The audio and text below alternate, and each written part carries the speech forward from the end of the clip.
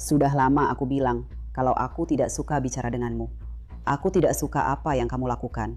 Itu tidak membuatku ingin bersamamu. Kehidupan yang sedang dibangun oleh ibu ini berakhir seketika saat dia menghilang, meninggalkan teman dan keluarga yang hanya bisa berpegang pada harapan. Dia sedang mengejar mimpinya. Ini sesuatu yang biasanya aku tonton di TV.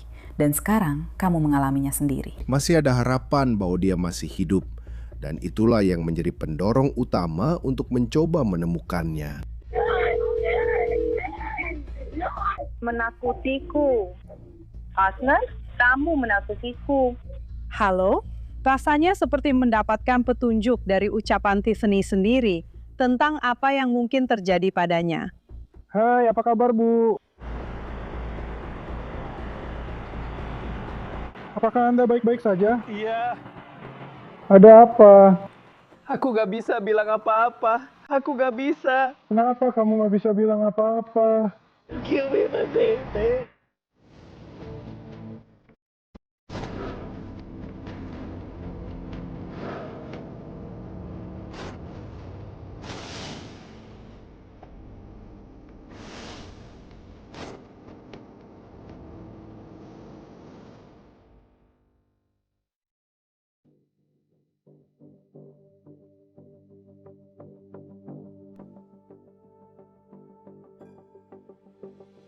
Mas, operator K9135, di mana lokasi daruratnya? Iya, ibuku sudah hilang lebih dari 24 jam. Dan kamu belum ada kontak sama sekali dengan ibumu? Dia mengirim pesan kemarin, tapi itu sekitar jam 12, jadi aku sedang tidur waktu itu. Tapi setelah itu, tidak ada yang mendengar kabar darinya. Ini awal musim semi 2021 dan Tiffany Foster Starks yang berusia 35 tahun belum terdengar kabarnya dan belum terlihat selama lebih dari 24 jam.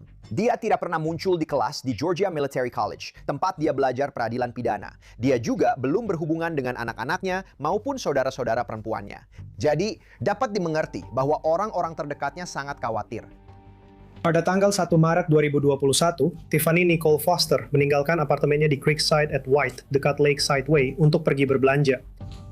Dia mengirim pesan teks kepada ibunya, dan ini adalah pesan teks terakhir yang dia kirim dari ponselnya. Pada tanggal 2 Maret, Nona Foster tidak hadir di kelas kuliahnya. Malam itu, dia dilaporkan hilang ke lembaga ini. Dia adalah orang yang baik dan penuh kasih, cantik luar dalam. Dia adalah ibu dari 3 anak. Dia adalah sahabatku. Ini sangat menghancurkan keluarga kami. Seperti yang bisa kamu bayangkan, tidak ada anak yang seharusnya khawatir tentang di mana ibu mereka berada dan bagaimana kondisi ibu mereka. Cucuku menelponku dan memberitahuku bahwa ibunya tidak pulang. Entah kenapa, aku langsung merasa harus menelpon polisi. Dan apakah ini terjadi di Noonan? Oke, berapa umur ibumu? Sekitar 30-an. Kamu tahu terakhir kali dia memakai baju apa? Dia sedang banyak stres. Apakah dia mengendarai mobil? Iya, dia mengendarai Nissan Altima. Dan apakah ini pertama kalinya dia menghilang? Ya, Pada tanggal 5 Maret, Nona Foster tidak datang bekerja untuk shift berikutnya yang sudah dijadwalkan. Pada tanggal 11 Maret 2021, Nona Foster melewatkan penerbangan ke Texas. Seorang deputi pergi ke apartemen mereka di Lakeside Apartments dan menerima laporan awal. Mereka sebenarnya berbicara dengan Reginald Robertson yang saat itu adalah pacar sekaligus tunangan Nona Foster.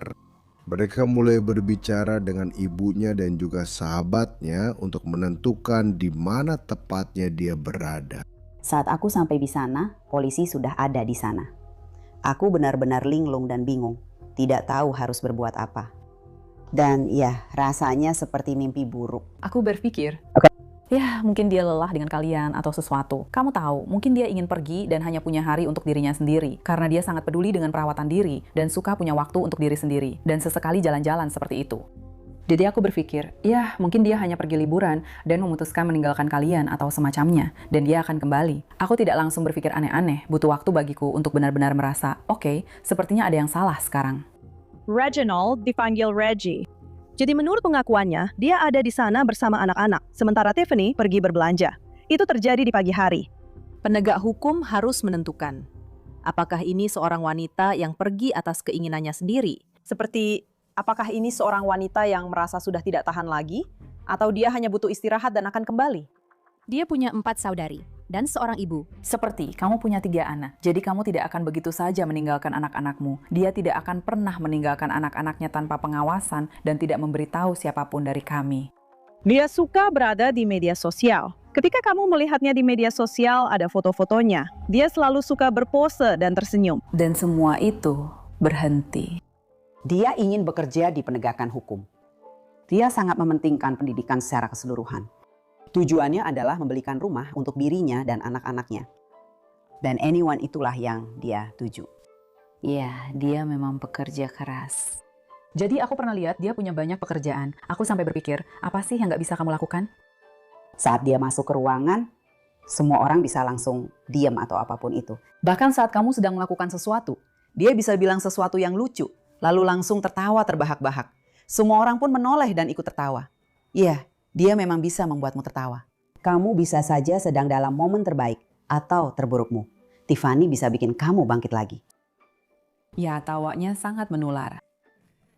Itu sangat keras, seperti lalu dia mendongakkan kepalanya ke belakang. Seperti itu. Jadi ya, pasti sangat menyenangkan berada di dekatnya. Pada saat itu, Tiffany bekerja di Departemen Sheriff Henry County sebagai petugas pemasyarakatan. Dia juga bekerja sebagai petugas keamanan di berbagai bisnis. Dia adalah wanita yang kuat. Dia bukan tipe orang yang menerima sesuatu dengan diam atau pasrah. Dia punya sahabat terbaik yang selalu dia ajak bicara setiap hari, bahkan beberapa kali dalam sehari. Dia melakukan apapun yang dia bisa untuk keluarganya dan anak-anaknya. Dan kamu tahu, seolah-olah menjadi penopang hidup mereka. Tiffany memiliki riwayat hubungan yang penuh masalah. Hubungannya dengan mantan suaminya kadang-kadang penuh pertentangan, tetapi mereka tetap bisa menjaga persahabatan bahkan setelah pernikahan mereka berakhir.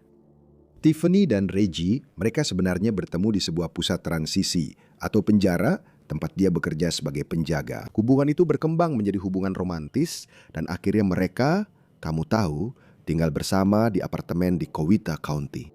Tiff tidak pernah memberitahu kami bagaimana dia bertemu dengannya. Kami sudah melakukan penyelidikan kami, tapi kamu tahu, kami hanya membiarkan dia menjalani hidupnya karena kami tidak ingin dia berpikir, kamu tahu, kami menghakiminya atau semacam itu. Dan kamu tahu, dia tampak bahagia. Kamu tahu, saat mereka pertama kali bertemu, anak-anak mereka akur. Rasanya seperti satu keluarga besar yang bahagia. Menurutku, dari luar dia terlihat seperti pria yang cukup baik. Dan kami mencoba memberinya kesempatan. Dia baru saja bercerai, kamu tahu, untuk menemukan dirinya sendiri dan memberinya kesempatan untuk bahagia. Dia ikut, kamu tahu, ke acara-acara keluarga. Dia juga membawa anak-anaknya. Kami menyambutnya dengan tangan terbuka, karena kami ingin dia bahagia. Beberapa minggu sebelum publik bahkan mendengar tentang hilangnya Tiffany, para detektif sebenarnya sudah berbicara dengan tunangannya yang saat itu berusia 44 tahun, Reginald Robertson alias Reggie. Dan ada sesuatu dari percakapan sebelumnya yang menarik perhatian. Dia datang secara sukarela untuk menjalani tes poligraf dan setuju untuk berbicara dengan para detektif. Sekarang, apa yang kita lakukan di sini hari ini? Hari ini kita akan melakukan tes poligraf. Saya kira Anda akan menanyakan itu kepada saya. Saya tidak tahu, saya kira kalau saya punya pertanyaan apapun. Pengetahuan tentang di mana pacar saya berada atau Tuan. Tuan Smith, Anda tidak sedang ditahan, benar? Benar? Ketika para deputi pertama kali datang hari itu, kami benar-benar sibuk pagi itu dan anak-anak sedang bersiap-siap untuk sekolah. Kami bangun kesiangan dan saya harus membawa mobil ini dan dia berkata, kamu pergi saja. Dan kemudian, kamu tahu, dia pergi untuk mengurus beberapa keperluan dan semacamnya. Jadi awalnya garis waktunya memang tidak masuk akal soal kapan dia pergi, kenapa dia pergi, apakah dia pergi untuk mengurus keperluan, apakah dia pergi dengan kendaraan yang kamu tahu, itu satu-satunya kendaraannya, kendaraan barunya. Berapa jam kamu tidur tadi malam? Saya tidak tahu, saya tidak bisa bilang mungkin. 4, dia yang terbaik. Saya hanya khawatir tunangan saya ada di mana. Kamu kehilangan jejaknya pada hari Senin. Kapan itu? Senin, tidak. Aku di sana dari sekitar jam 12 sampai sekitar jam 30. Itu aku, dia, dan putrinya. Dia ada di dekat pintu, dan sepertinya aku harus ke kamar mandi. Aku tanya ke putrinya, aku bilang, ibumu kemana? Dia bilang, aku tidak tahu. Dia memang suka pergi kemana-mana. Setiap ada kesempatan, dia pasti lari dan melakukan sesuatu. Karena, dia juga perlu belanja beberapa kebutuhan. Jadi, maksudku, aku pikir dia akan pergi mengurus keperluannya, belanja kebutuhan, dan melakukan apapun yang dia mau. Apakah kamu tahu pasti di mana Tiffany sekarang? Bagaimana? Oh. Apakah kamu tahu pasti di mana Altima milik Tiffany sekarang? Tidak. Bagaimana? Saya tidak tahu. Poligraf adalah permintaan sederhana yang Anda tahu jika dia tidak punya apa-apa untuk disembunyikan. Jika dia, Anda tahu, bersedia bekerja sama dan berpartisipasi dengan penegak hukum, maka menjalani tes poligraf yang bisa membantu Anda tahu menentukan apakah dia sudah jujur sampai saat itu atau tidak. Kamu sudah dengar kabar dari Nissan? Belum, tidak. Mereka sedang melacak mobilnya sekarang, oke?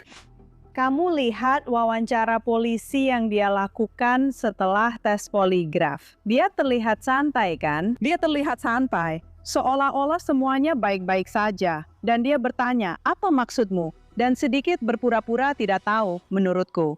Lupakan soal telepon itu. Kami menemukan beberapa ketidaksesuaian dalam ceritamu. Jam berapa terakhir kali kamu melihatnya pada hari Senin? Aku tidak memperhatikan waktu, aku tidak tahu, itu aku akan bilang. Sekitar jam 11 sampai 23 atau 12. Mungkin saya tidak tahu, sekitar situ. Waktu Anda membuat laporan awal, Anda bilang sekitar jam 7.30 atau 8. Oke, saya kira itu masih pagi. Dan sekarang Anda bilang antara jam 12 dan 1, lalu sekarang Anda bilang antara jam 11 dan 3. Persempit lagi, Rich. Saya bilang begitu. Itu sudah agak siang, itu. Karena saat itulah saya pergi untuk mengantar anak-anak ke sekolah.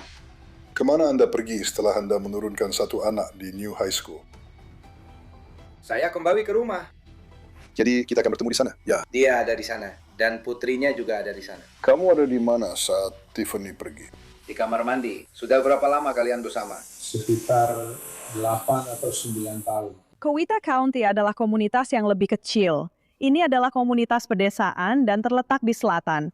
Orang-orang di sini umumnya ramah dan sopan.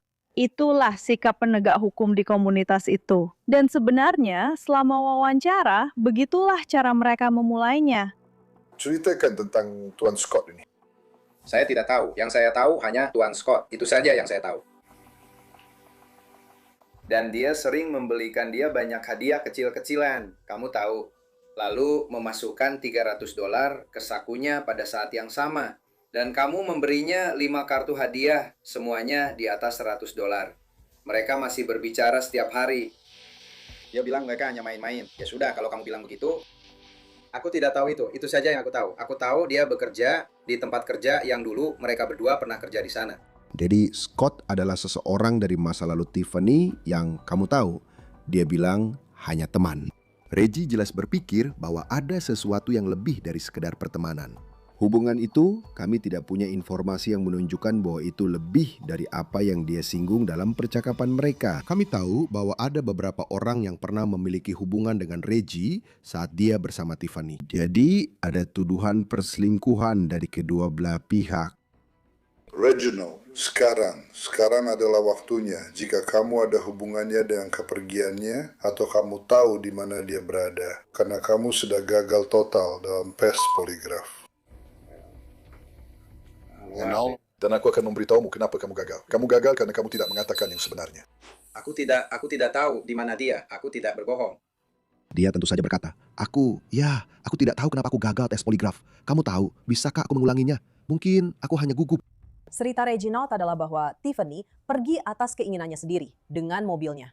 Ibu Tiffany bisa memberikan informasi latar belakang kepada penegak hukum tentang sifat hubungan mereka dan sedikit membantu memulai penyelidikan bagi pihak berwajib. Untuk mulai melihat kasus ini bukan lagi sebagai seorang wanita yang pergi atas pilihannya sendiri, dan mulai melihatnya dari sudut pandang bahwa ada sesuatu yang dilakukan terhadapnya. Belah. Saya tidak tahu di mana dia berada. Dia sedang dekat dengan siapa? Saya tidak tahu. Apa kamu marah padanya dan memukulnya? Tidak, saya belum pernah ke sini sebelumnya. Rich, apa kamu sedang dekat dengan orang lain? Katakan saja kalau iya. Dengan siapa kamu main serong bukan urusan saya. Tapi saya, ya. Itu persis seperti yang dia tanyakan pada saya. Karena saya akan memverifikasi beberapa hal. Tidak, saya tidak main serong dengan siapapun.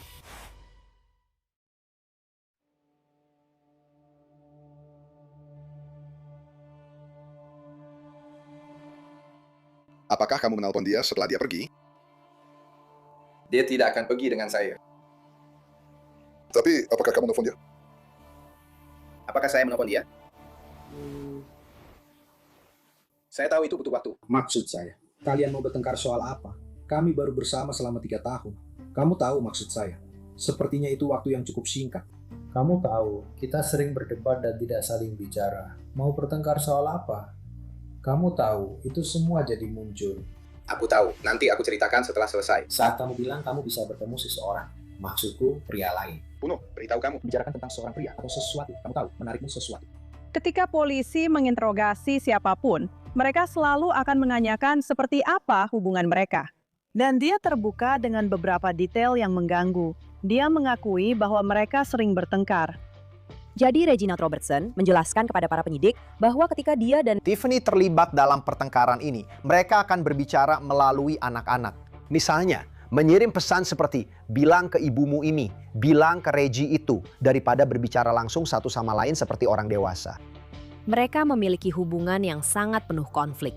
Saya tidak tahu apakah Tiffany benar-benar berselingkuh atau hanya terlibat dalam godaan yang tidak pantas, atau berbicara kepada orang lain tentang perasaannya. Mereka tidak sepenuhnya berkomitmen satu sama lain selama hubungan mereka, dan itu jelas menjadi sumber pertentangan bagi keduanya. Atau dia bilang dia nggak ada apa-apa. Maksud saya, jelas ada sesuatu yang salah. Kita sekarang sudah berbeda. Hei, kamu mau lihat ponselku? Ya, seperti itu. Saya janji itu bukan kalimat yang sebenarnya. Sekarang, maksud saya, kamu harus jujur, bro. Kamu nggak bisa bilang begitu ke saya, dan lalu bilang, itu nggak bikin kamu marah banget hari itu waktu, halo, apa? Apa kabar? Sampai jumpa. Jadi, Tapi tidak sampai pada titik di mana kamu melakukan itu. tidak, maksudku. Itu kecil. Itu punya. Saya sudah menjilat-jilat dengan itu. Maksud saya, ada sesuatu yang saya sembunyikan. Kalau saya tahu sesuatu, saya pasti tahu di mana dia. Saya rasa kamu tahu lebih banyak daripada yang kamu katakan pada saya. Saya tidak tahu. Jadi kamu pikir saya menghabiskan beberapa hari terakhir ini hanya untuk mencari tahu di mana mobil itu? Kalau saya tahu di mana mobil itu. Saya pernah melihat orang melakukannya sebelumnya. Saya pikir dia melakukan apa yang menurutnya perlu dilakukan agar penegak hukum tidak melihatnya sebagai orang yang menjadi perhatian penyidik. Ini rencananya, bro. Saya tidak menyalahkan siapa-siapa, tapi faktanya dia hilang. Sudah 8 hari dia menghilang. Dan kamu gagal dalam tes poligraf. Keadaannya tidak terlihat baik. Aku tahu ini sangat melelahkan bagimu. Karena wanita yang kamu cintai tidak ada di sini. Dan kamu harus berusaha keras untuk membuktikan padaku bahwa kamu tidak berbuat sesuatu padanya. Mari kita recap sebentar. Oke, jadi ada tuduhan perselingkuhan dan ketidaksetiaan, ya. Tapi tidak ada yang menunjukkan bahwa Tiffany telah terluka atau diculik. Tidak ada tempat kejadian perkara. Ya, mobilnya memang hilang, tapi tidak ada bukti adanya perkelahian di dalam apartemen. Jadi pada titik ini, belum cukup bukti untuk menuntut Reggie atas apapun, apalagi terkait dengan hilangnya Tiffany. Semua ini bisa saja hanya kesalahpahaman besar tentu saja. Buktinya memang belum banyak bicara. Namun, semuanya berubah sore itu. Nissan memiliki semacam sistem pelacakan yang bisa mereka aktifkan untuk menemukan lokasi sebenarnya kendaraan tersebut. Tidak ada bukti adanya perkelahian yang terjadi di dalam mobil atau tindakan kekerasan apapun. Secara forensik, mobil itu cukup bersih.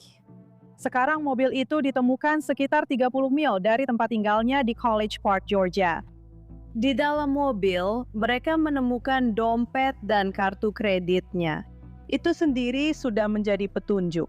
Karena artinya kemungkinan besar ini bukan seseorang yang hanya ingin mencuri barang-barangnya atau mengakses uangnya.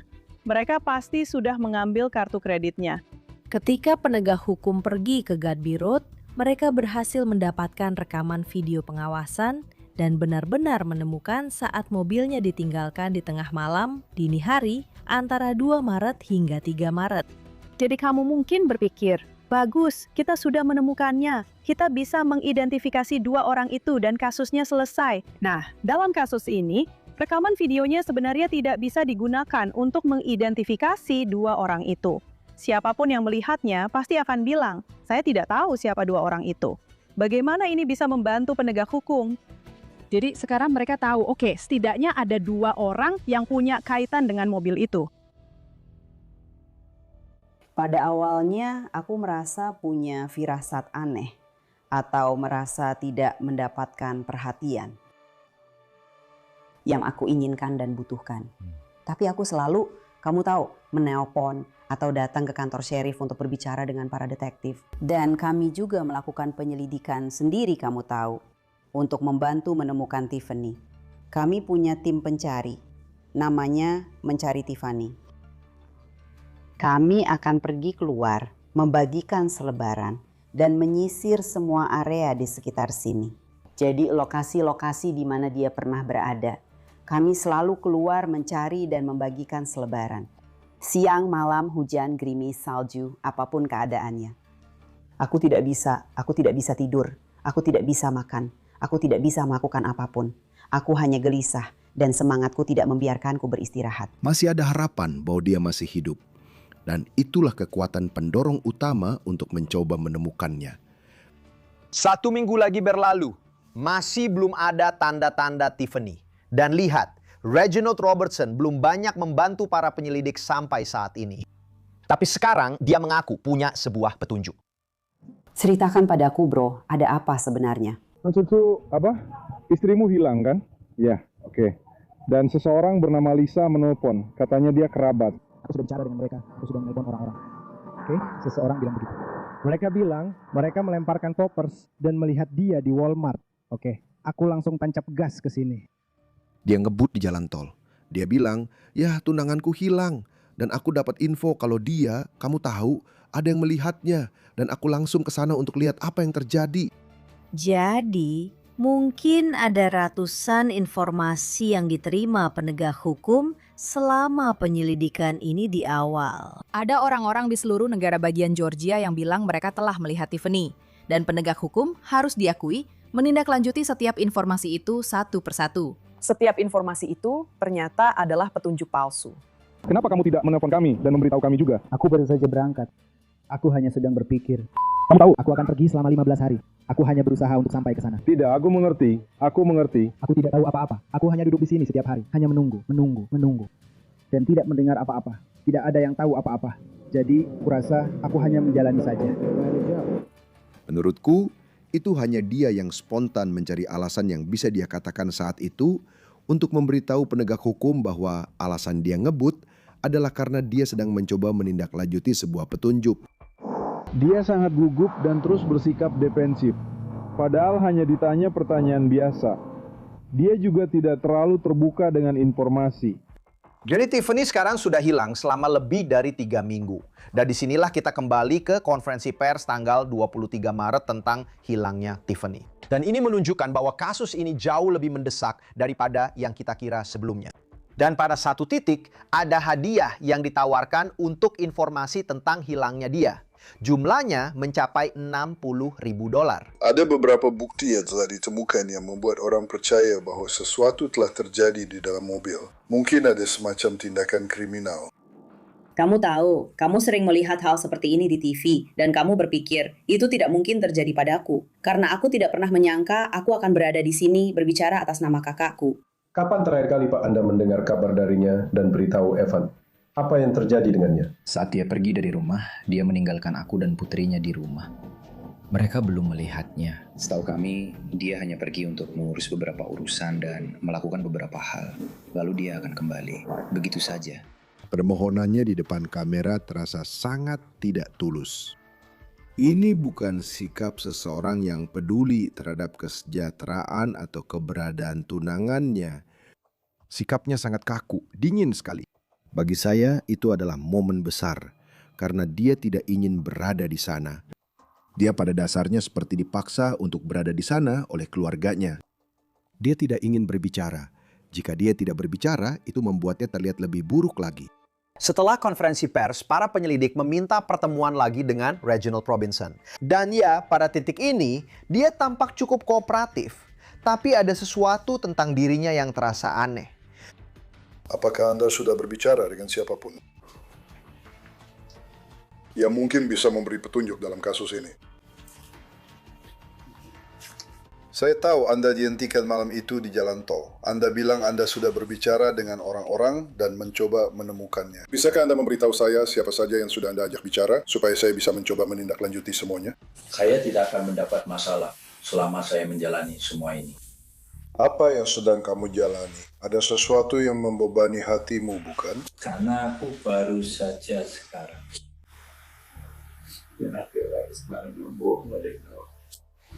Ya, siapa yang tahu lebih banyak dari yang mereka katakan? Siapa orang itu? Arahkan aku ke orang yang tepat, Richard. Aku pikir mungkin dia cuma main-main atau semacamnya. Ya, katakan padaku. Menurutmu apa yang terjadi padanya? Aku tidak tahu. Aku pikir mungkin dia cuma main-main dan pergi ke suatu tempat untuk bertemu seseorang lalu kembali. Apa yang membuatmu berpikir begitu? Ya, aku tahu kalau dia pernah pergi beberapa kali. Aku sama sekali tidak tahu tentang itu. Kamu pergi sama siapa waktu itu? Aku perlu tahu. Setelah konferensi pers pada tanggal 23, dia mulai berbicara. Tapi kemudian dia mulai menutup diri. Dia mulai emosional. Dia berjalan keluar ke lorong. Dia mencoba mengulur waktu. Kamu bilang kamu tidak akan kena banyak masalah. Maksudnya apa? Mungkin aku bisa membantumu dengan itu. Bicara. Reggie. Ya, kamu tidak terlihat tua. Sekarang aku suka dibilang tua. Apa itu? Baiklah, kapan kita bisa bicara lagi setelah kamu bisa menenangkan diri? Oke.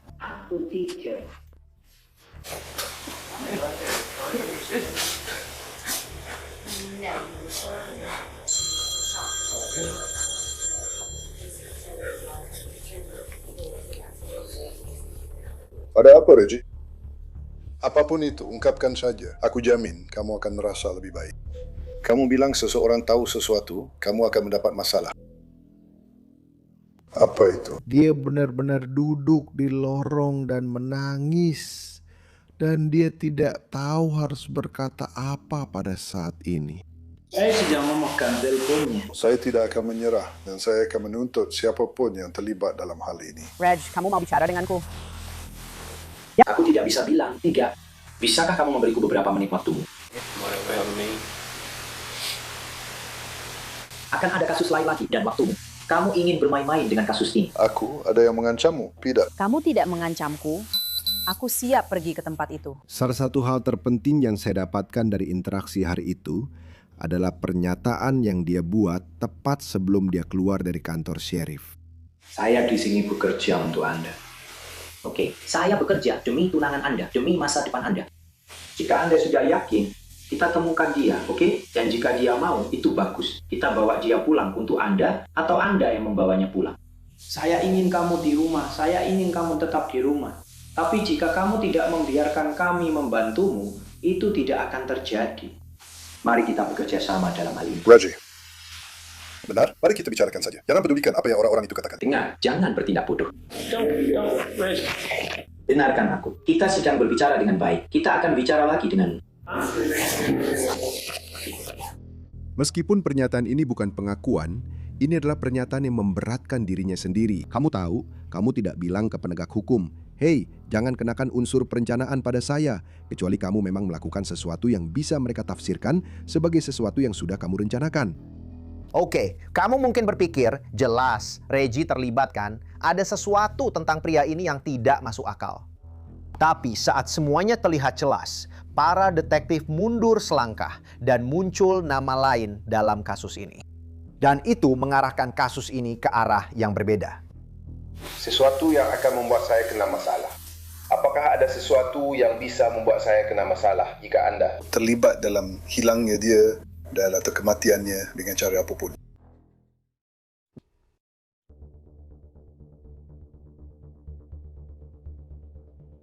Penegak hukum memperluas cakupan penyelidikan ini. Ya, mereka tetap berpikiran terbuka, tapi mereka mulai mempertimbangkan, mungkin kita akan melihat seseorang selain Reginald Robertson. Mungkin orang lain ada hubungannya dengan hilangnya Tiffany.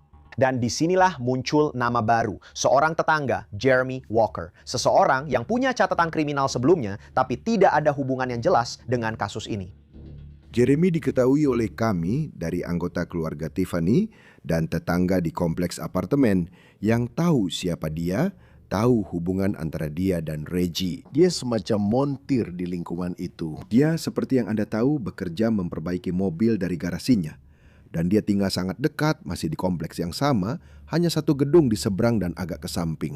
Apa kabar Jeremy? Baik, mau bicara di dalam? Maksudku kamu bisa ya? Itu juga tidak masalah. Jeremy Walker, dia semacam menjalin persahabatan dengan Reginald.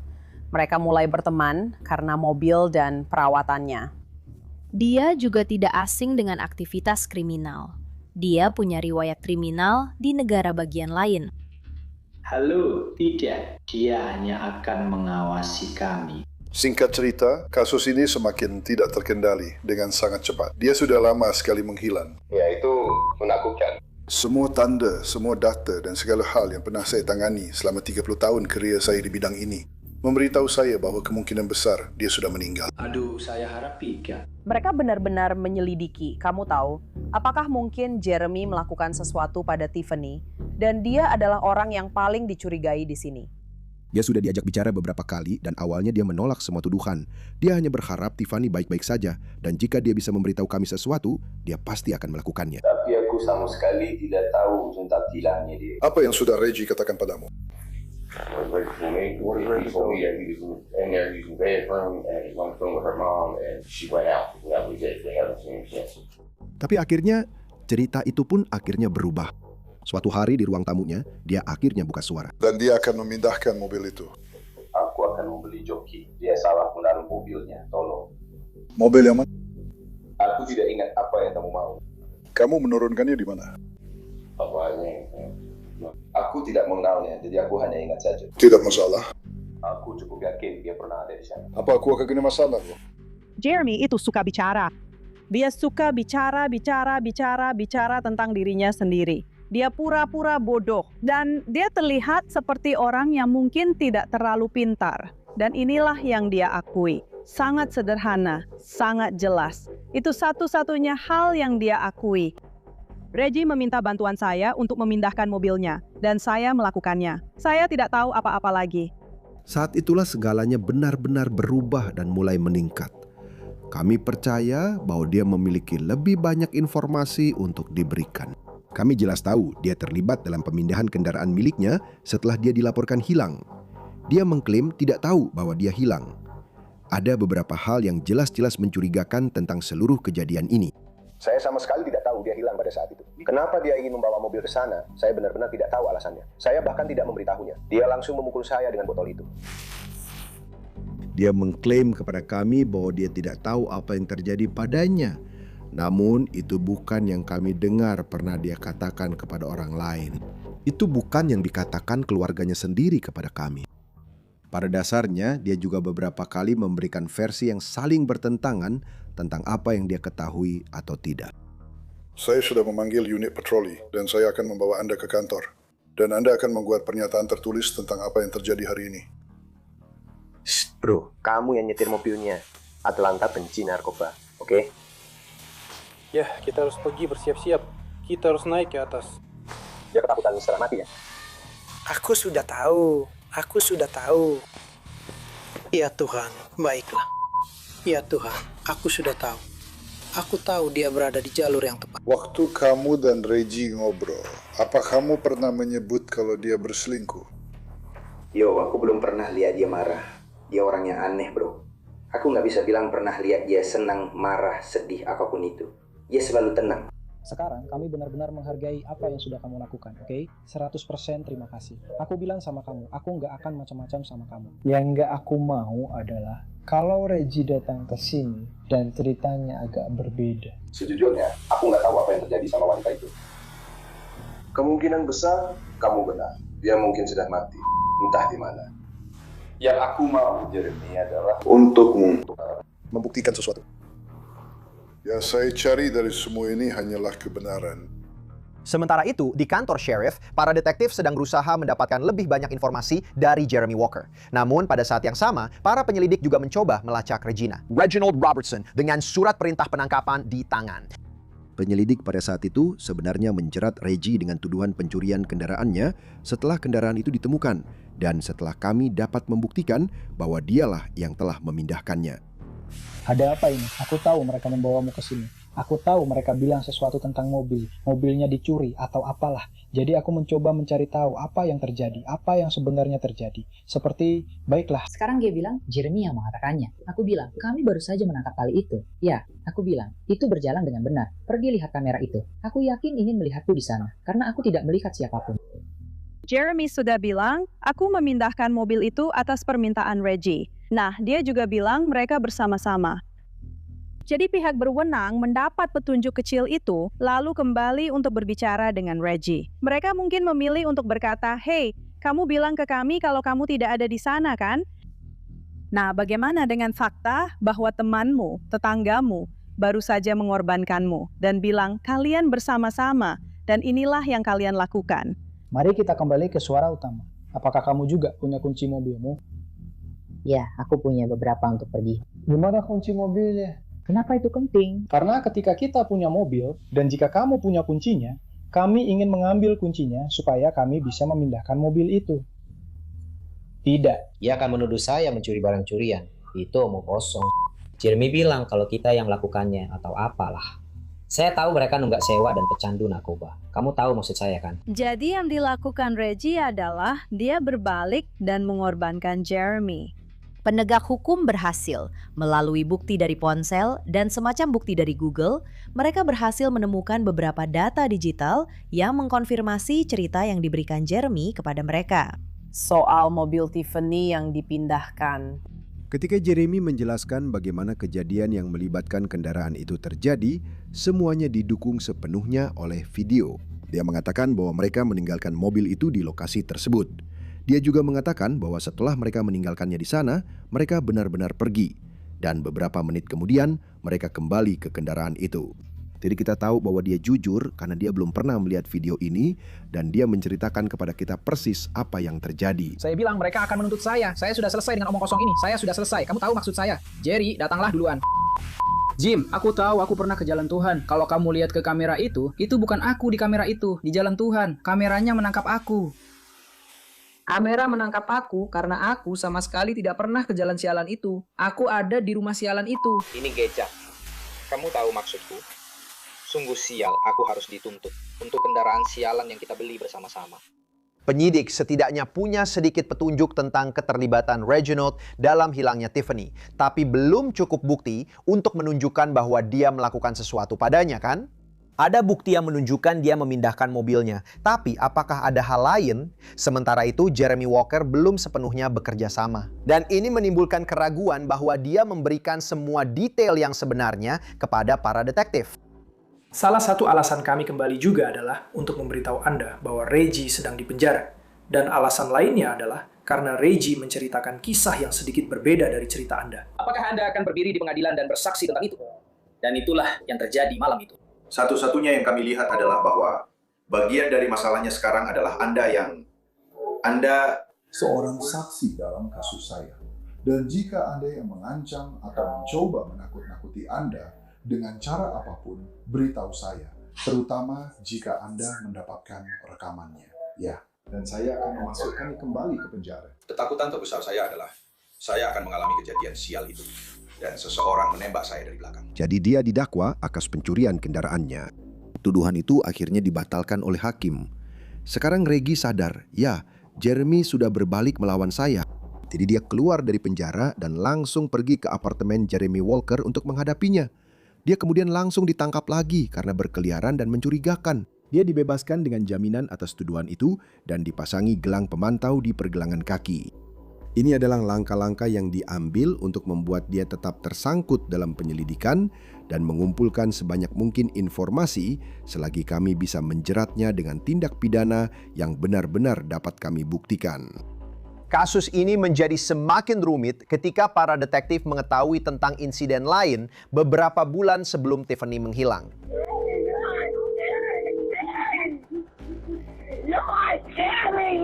Mengirim email ke sekarang dengan perhatian yang tersedia. Tanggapi ke area 6611 Lower Fayetteville Road terkait kemungkinan perselisihan. Anda bisa menutup telepon sekarang. Halo, apa kabar, Bu? Apakah Anda baik-baik saja? Iya. Ada apa? Bu Terno ingin bertemu dia sudah lama sekali. Jangan aktifkan.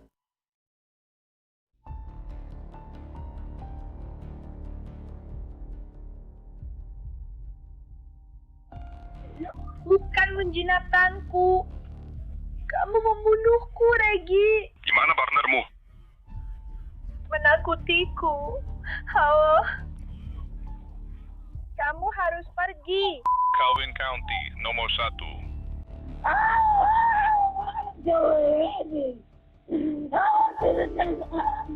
Civita County, nomor 1, dengar tidak? Sahabat terbaik Tiffany, dialah yang membicarakan penculikan yang sama sekali tidak kami ketahui. Kami mendengar cerita ini tentang Reggie yang membawanya ke sebuah rumah. Dia menembakinya, dia mengikatnya, dan hal-hal semacam itu. Kami tidak tahu di mana itu terjadi. Kami tidak tahu kapan itu terjadi. Segera kirim email dengan perhatian yang tersedia pada unit-unit. Kami merespons ke area 6611 Lower Fayetteville Road terkait kemungkinan perselisihan. Kamu bisa menutup telepon sekarang. Dia tidak akan terdengar menangis berteriak. Halo? Ya, ini adalah Coweta County 911. Kami menerima telepon yang terputus dari nomor ini. Apakah semuanya baik-baik saja? Maaf ya, saya duduk di sini dengan telepon minggu lalu. Kamu main-main dengan teleponnya? Iya, bukan. Sekedar memberitahu, kami memang mendapat penelpon pria kembali di Sangrang. Dia mengatakan bahwa dia menelpon secara tidak sengaja. Kami tidak bisa lagi mendengar suara wanita itu. Saya rasa seluruh krisis ini harus diumumkan. Mereka akan segera sampai di suatu tempat. Pas aku niatan sedikit mempercepat. Tapi dia memang memberitahu kita bahwa polisi dipanggil dan mereka diberhentikan. Jadi jelas itu terdengar sangat aneh bagi kami karena kami berpikir, oke, jika ini adalah semacam penculikan atau insiden besar dan mereka tertangkap, kenapa kami tidak bisa menemukan laporan apapun? Nantinya dalam penyelidikan, penegak hukum berkata, "Baiklah, mari kita cari tahu tepatnya di mana itu." Mungkin dia dibawa ke sana untuk kedua kalinya. Jadi mereka bisa menelusuri kembali laporan-laporan dan panggilan 911 dan menemukan kejadian sebenarnya, yaitu pada 13 November 2020. Halo, apa kabar, Bu? Apakah Anda baik-baik saja? Ya, ada apa?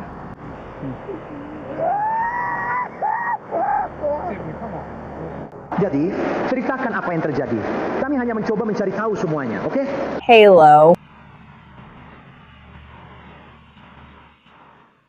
Aku tidak bisa bilang apa-apa. Oke, kenapa kamu tidak bisa bilang apa-apa? Dia akan membunuhku kalau aku bilang apa-apa.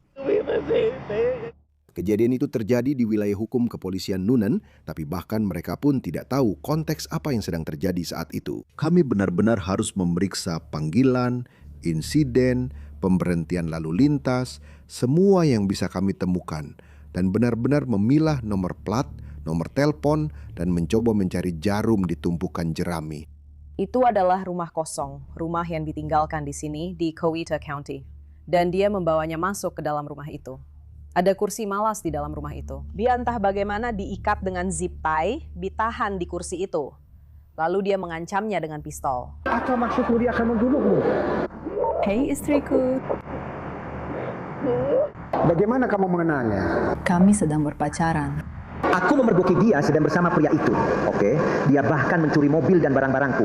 Kenapa kamu selingkuh? Kenapa kamu melakukan ini? Dan lalu kamu bekerja di penjara. Aku bilang, kamu di penjara, kamu di penjara. Kamu di penjara, aku masuk. Baiklah, bro, kamu tahu, aku menghalangi. Aku akan kembali ke rumah. Dia duduk. Kamu akan lihat, aku akan kembali ke rumah. Oke, semuanya itu berisik. Aku akan parkir di jalan masuk, putar balik dan keluar lagi. Dia bilang, enggak. Enggak. Kurasa kamu benar-benar melakukannya. Tiffany jelas sangat terpukul. Dia bilang ke penegak hukum kalau dia nggak bisa bilang apa-apa karena dia akan dibunuh. Dia sedang berbicara dengan para petugas dan mengatakan kepada mereka bahwa dia memergoki pacarnya selingkuh. Dia menolak untuk memberitahu mereka apa yang terjadi di tempat kejadian. Mereka melakukan pemeriksaan singkat pada kendaraan itu dan tidak menemukan senjata api.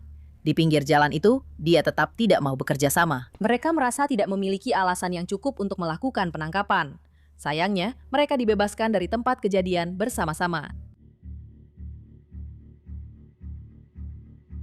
Seorang ibu dari 3 anak di Coweta County masih hilang, dan tunangannya kini kembali di penjara untuk kedua kalinya hanya dalam beberapa minggu.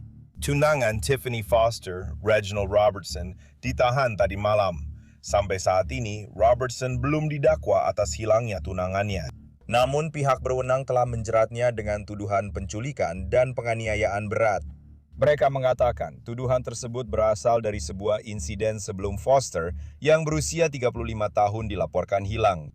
J.D. Robertson sekarang kembali di penjara atas tuduhan penculikan ini. Ini terkait dengan insiden bulan November. Dan ini sekarang membuat kasusnya semakin dekat dengan penangkapan terkait hilangnya dirinya. Kamu ingat insiden di mana kamu membawa Tiffany ke rumah kosong yang sudah kita bicarakan? Jadi maksudmu kamu ditutup matanya atau bagaimana? Aku menemukan nerakanya. Isu ada di rak, oke? Menemukan semuanya. Ada video saat kita dihentikan keluar dari sana tentang mengirimkan sesuatu yang aku dapatkan. Beberapa panggilan. 911 keberanian. Courage. Tapi kita berdua tahu ini tentang apa. Kami berhasil menemukan strok bahkan dari Home Depot untuk jenis ikat kabel dan pengikat plastik yang dibeli itu lalu ditemukan di rumah kosong tersebut. Sehari sebelum dia diculik dan dibawa ke rumah kosong itu. Saya tidak menculik siapapun, jadi itulah kenapa kita harus menelepon. Yang ingin saya tahu adalah apa yang ada di dalam sana. Saya tidak menculik siapapun, dan saya bilang penyerangan. Saya akan main tangan padanya. Nah, itu dia masih hidup kan? Saya hanya menebak saja. Bullshit. I don't know. Saya tidak. No. You know what happened to her? You going to go down a cold-hearted joke. I don't know. Seorang pembunuh. Saya tidak membunuh siapapun. Setelah dia ditahan tanpa hak untuk bebas dengan jaminan atas tuduhan itu dan didakwa atas tuduhan itu, kamu tahu, aparat penegak hukum sedang melanjutkan penyelidikan mereka untuk mencoba menemukannya. Saya cukup yakin dia akan memberitahu polisi bahwa dia menculik saya, dia melakukan ini dan itu atau apapun. Tidak.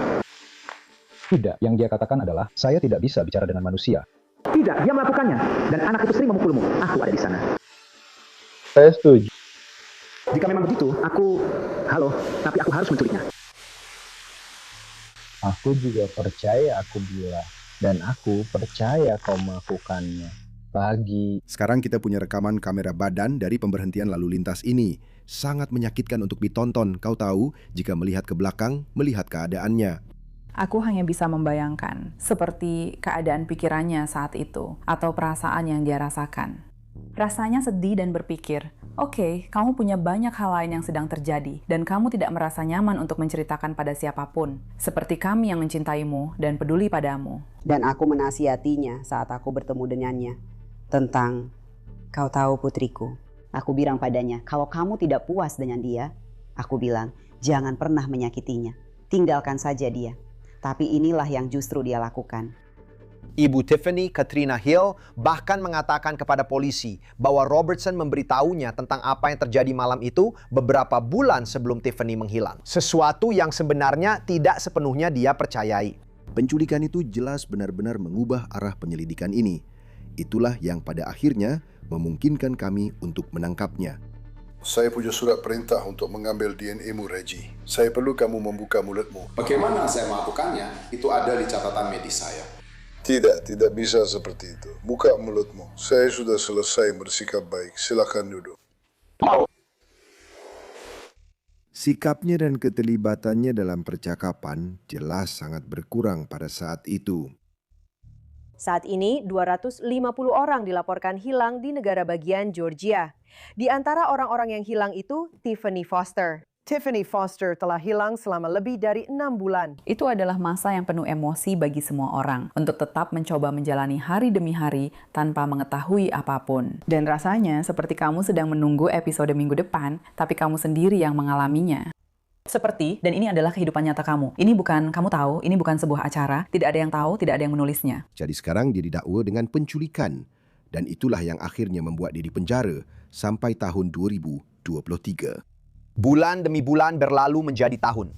Kasus ini pada dasarnya menjadi sunyi. Reginald Robertson sedang menjalani hukuman atas tuduhan lain itu belum divonis. Dia bahkan belum didakwa secara langsung atas hilangnya Tiffany. Sampai saat ini, kasusnya masih dianggap sebagai kasus orang hilang saja. Mungkin beberapa bulan kemudian, seorang detektif baru ditugaskan untuk menangani kasusnya.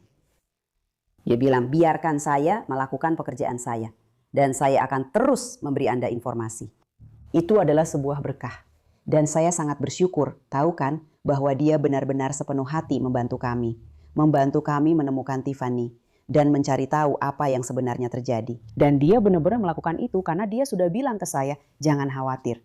Dia bilang, mungkin saya tidak akan tidur selama berhari-hari. Mungkin saya juga tidak akan makan atau apalah. Tapi dia bilang kasus ini sangat berarti baginya. Dan dia langsung bekerja. Sejak saya dilibatkan dalam kasus ini, ada beberapa kekecewaan dari manajemen atas dan para petinggi di kantor sheriff serta divisi investigasi karena kurangnya perkembangan dalam kasus ini. Saya benar-benar harus memulai kasus ini dari awal seolah-olah baru saja terjadi. Saya mengambil beberapa kotak arsip yang penuh dengan dokumen, CD, dan flash disk berisi bukti berupa video, rekaman kamera tubuh, ekstraksi data ponsel, data dari menara seluler, dan catatan dari media sosial. Mengumpulkan semuanya dan membentuk gambaran ini benar-benar tugas yang sangat berat. Nama saya Stacy. Saya bekerja di kantor sheriff di sini.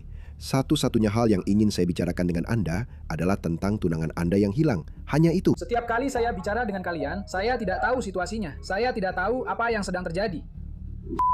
Saya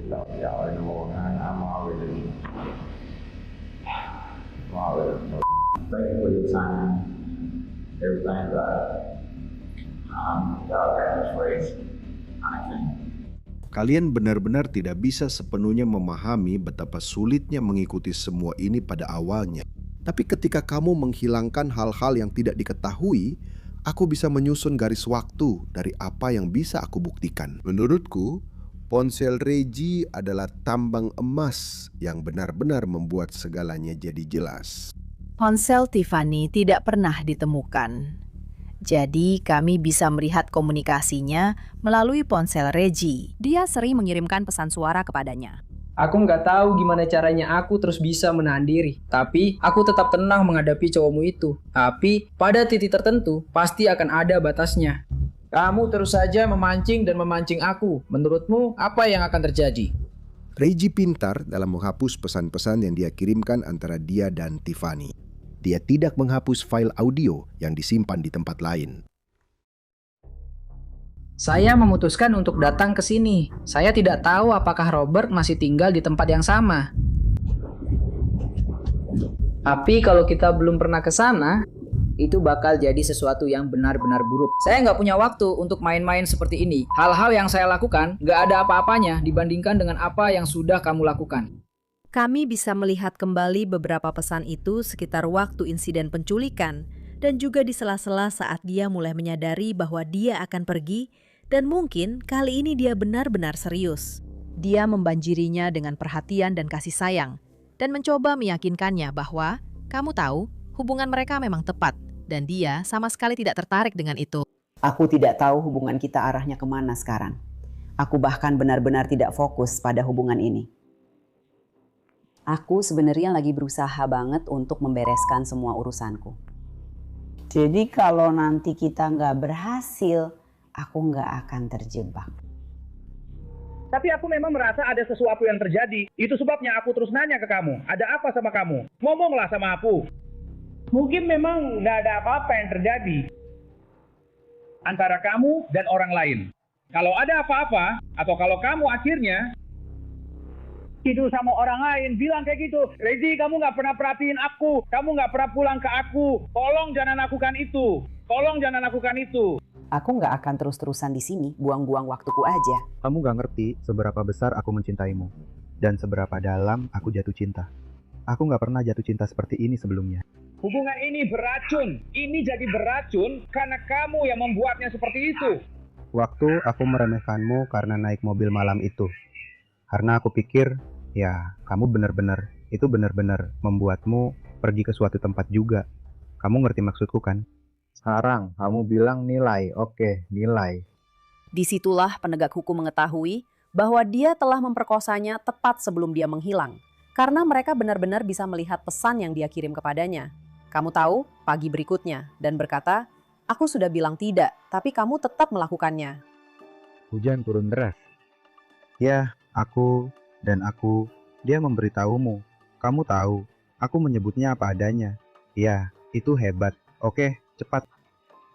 Dia mengakui kepada Tiffany bahwa dia telah memperkosanya. Ya, itu adalah sebuah pengakuan. Tuduhan tambahan pemerkosaan dan pembunuhan, serta penipuan kartu transaksi keuangan dan pencurian dan sebagainya, itu dikenakan kepadanya pada tahun 2023, setelah kami benar-benar mulai menyatukan semuanya. Begitu banyak hal harus bersatu untuk sampai ke titik ini pada tahun 2023. Bertahun-tahun setelah Tiffany menghilang. Kami tahu bahwa dia memiliki kendaraan milik Tiffany setelah dia dilaporkan hilang. Keluarganya sendiri juga melihat dia berada di kendaraan itu. Beberapa anggota keluarganya sangat takut pada pria ini. Kami tahu bahwa dia tidak melaporkan Tiffany hilang. Kami pada dasarnya bisa menemukan celah di setiap bagian dari ceritanya. Dia benar-benar menghilang dari muka bumi, tidak ada aktivitas apapun di laporan kreditnya. Setiap akun, setiap aktivitas berhenti pada Februari-Maret 2021. Kamu tidak bisa menghilang sampai sejauh itu. Kasus ini kembali mengarah ke Jeremy Walker dan apa sebenarnya keterlibatannya dalam hilangnya Tiffany.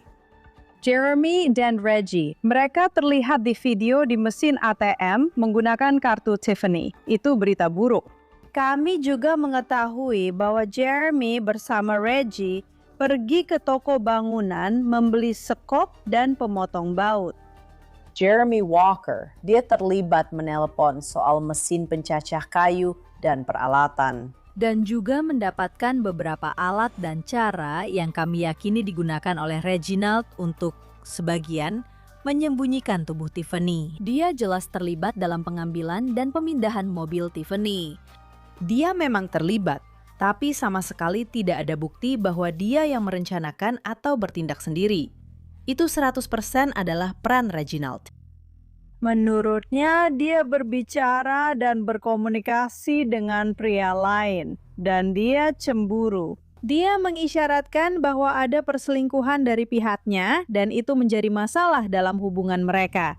Dan dalam benak Reggie, mungkin begini, kalau aku menggambarkan situasi seperti ini, dan terjadi sesuatu padanya, orang-orang akan mudah percaya bahwa dia kabur atau bersama pria lain. Dia hanya menghilang, bukan masalah besar. Tidak ada yang perlu dilihat di sini. Lanjut saja. Banyak orang di penjara juga datang kepada kami.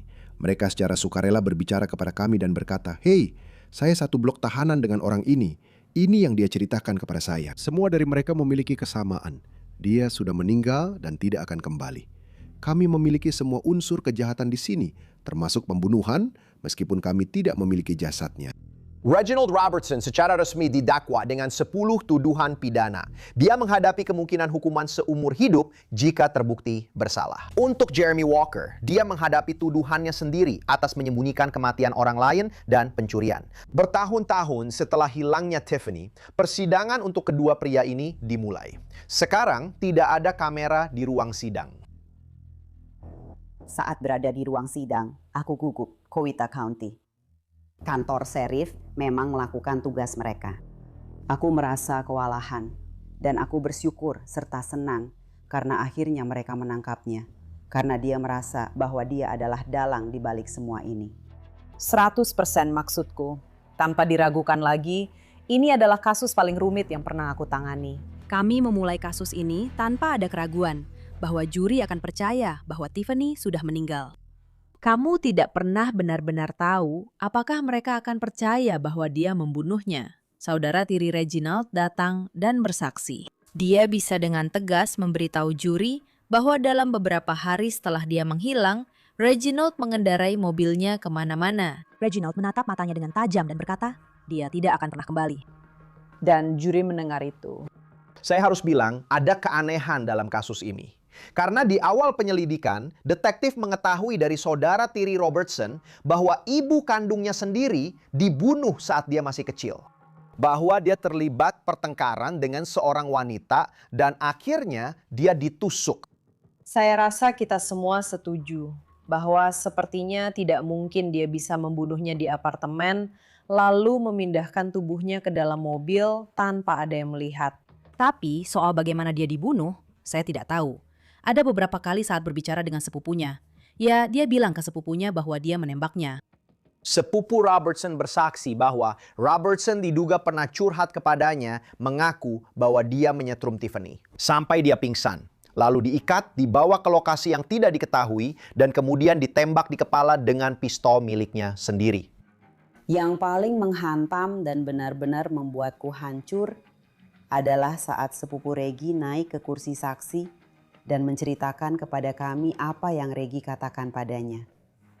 Apa yang telah dia lakukan pada Tiffany. Dan saat pria itu berbicara, aku bisa merasakannya menembus diriku. Dan aku merasa pria ini tidak berbohong. Ini benar-benar kasus yang bergantung pada keseluruhan rangkaian keadaan. Pada tahap awal penyelidikan, kamu harus menelusuri setiap kemungkinan yang ada. Akan ada titik di mana kamu bisa berkata, oke, sekarang sudah tidak masuk akal untuk percaya pada hal lain selain bahwa dia yang membunuhnya. Dan dimulai dari insiden di Lower Fayetteville Road. Dan dengan semua yang terjadi setelah itu, serta semua bukti yang dikumpulkan, itulah satu-satunya kesimpulan yang logis. Penasihat pembela berargumen bahwa memang tidak ada cukup bukti untuk membuktikan kesalahan Robertson tanpa keraguan yang masuk akal.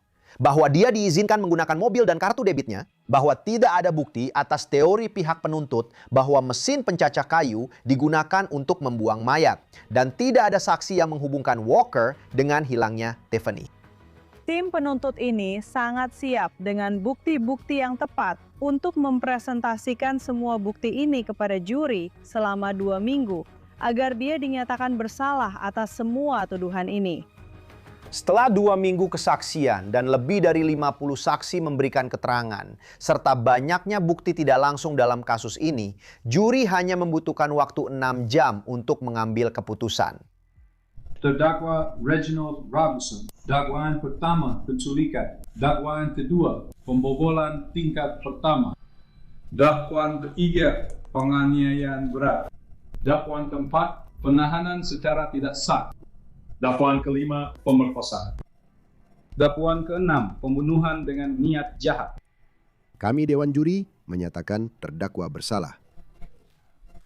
Dakwaan ketujuh menyembunyikan kematian orang lain. Dakwaan ke-8, penipuan kartu transaksi keuangan.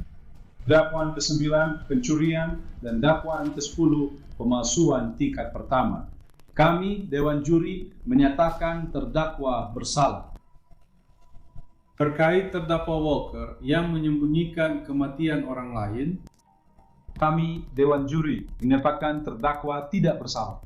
Pencurian, kami Dewan Juri menyatakan terdakwa bersalah. Itu benar-benar membuat gugup. Kecemasan saya sangat tinggi. Ruang sidang sangat sunyi. Situasinya benar-benar sangat tegang. Suasananya begitu tegang, seperti bisa dipotong dengan pisau, lalu berusaha tetap tenang selama semua pembacaan dakwaan. Dan jadi, hanya dengan mendengar kata-kata itu, akhirnya terasa seperti dia mendapatkan suaranya kembali. Sejujurnya, aku ingin menangis.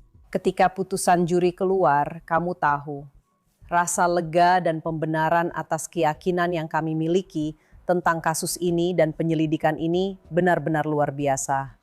Bisa memeluk Katrina di akhir persidangan itu, mengetahui bahwa setidaknya orang yang telah menyakiti anaknya akan menghabiskan sisa hidupnya di dalam penjara.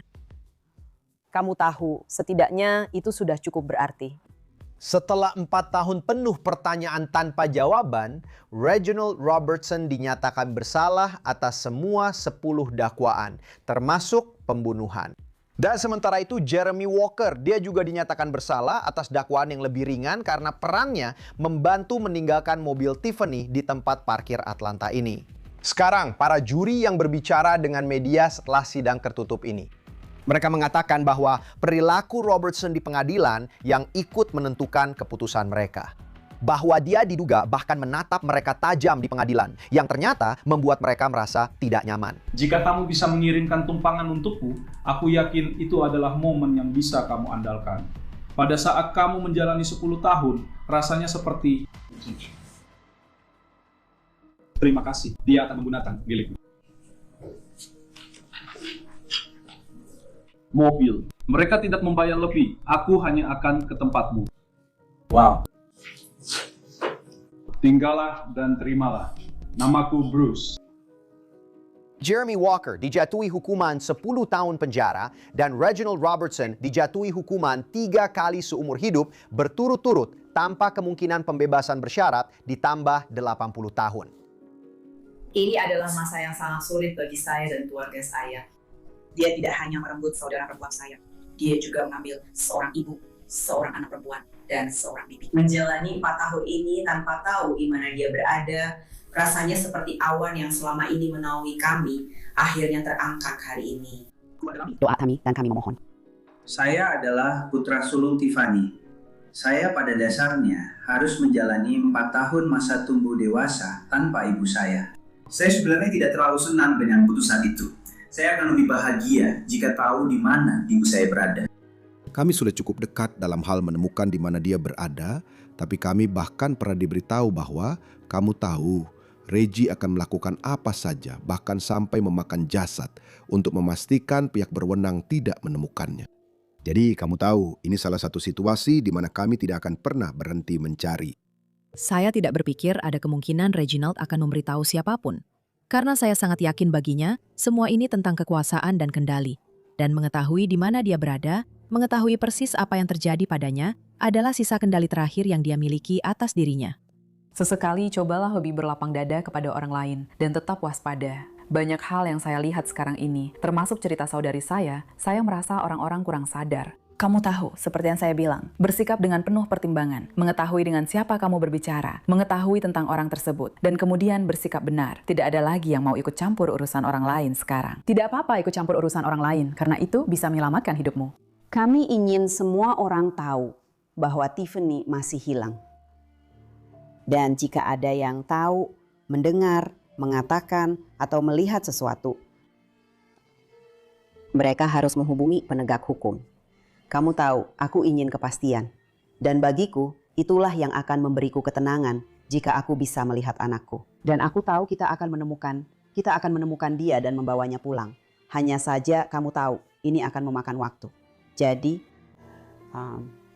kita akan membawanya pulang.